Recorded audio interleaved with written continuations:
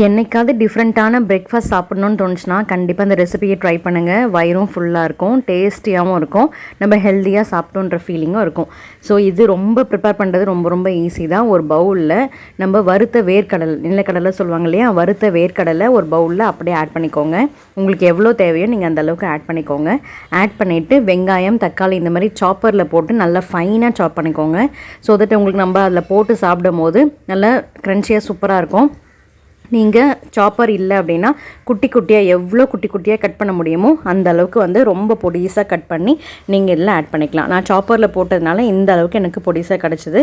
இப்போது அந்த ஆனியன், அந்த டொமேட்டோ வந்து இதில் ஆட் பண்ணி வச்சுக்கலாம். நெக்ஸ்ட் வந்து மாங்காய், இன்னும் கூடுதல் டேஸ்ட்டுக்காக நான் மாங்காய் வந்து ஆட் பண்ணிக்கிறேன். அதுவும் சாப்பரில் போட்டு நல்லா சாப் பண்ணுறதுனால குட்டி குட்டி குட்டி குட்டியாக எனக்கு கிடைக்கும். ஸோ அதையும் வந்து இதில் ஆட் பண்ணிக்கலாம். ஸோ நீங்கள் அதுதான் சாப்பர் இல்லைன்னா நான் கத்தியிலேயே நல்லா பொடியாக கட் பண்ணிக்கோங்க. இப்போ பாருங்கள், இந்த மாதிரி நல்லா பொடியாக கட் பண்ணி மாங்காவும் சூப்பராக தயாராகிடுச்சு. இதில் வந்து ஆட் பண்ணிக்கோங்க. ஸோ இதில் வந்து நீங்கள் சாட் மசாலா ஆட் பண்ணிக்கோங்க. சாட் மசாலா தான் இதில் வந்து அதில் புளிப்பு, உப்பு, காரம் எல்லாம் கலந்துருக்கிறதுனால இதில் கூடுதல் சுவை உங்களுக்கு கிடைக்கும். அதனால் சாட் மசாலா ஒரு 2 பிஞ்ச் இல்லை 3 பிஞ்ச் அளவுக்கு ஆட் பண்ணி நல்லா மிக்ஸ் பண்ணிக்கோங்க. இதில் நீங்கள் ஸ்வீட் கார்ன், வேக வச்ச ஸ்வீட் கார்ன் கூட ஆட் பண்ணிக்கலாம். ஸோ நான் வந்து இன்றைக்கி ஆட் பண்ணல. அவ்வளோதான் ஃப்ரெண்ட்ஸ், சூப்பரான சாலட் வந்து ரெடி ஆகிடுச்சு. அவ்வளோதான் ஃப்ரெண்ட்ஸ், நீங்கள் மார்னிங் இது பிரேக்ஃபாஸ்ட்டுக்கு எடுத்துக்கிட்டிங்க அப்படின்னா தேவையான சத்துக்கள் கிடைக்கும். அன்றைக்கி ஃபுல்லாக நாள் வந்து சூப்பராக இருக்கும். ஸோ இந்த ரெசிபி கண்டிப்பாக உங்கள் எல்லாருக்கும் பிடிச்சிருந்துருக்கும் நினைக்கிறேன். பிடிச்சிருந்தால் லைக் பண்ணுங்கள், கமெண்ட் பண்ணுங்கள், இன்னும் சப்ஸ்கிரைப் பண்ணால் சப்ஸ்கிரைப் பண்ணுங்கள். தேங்க்ஸ் ஃபார் வாட்சிங். பாய்.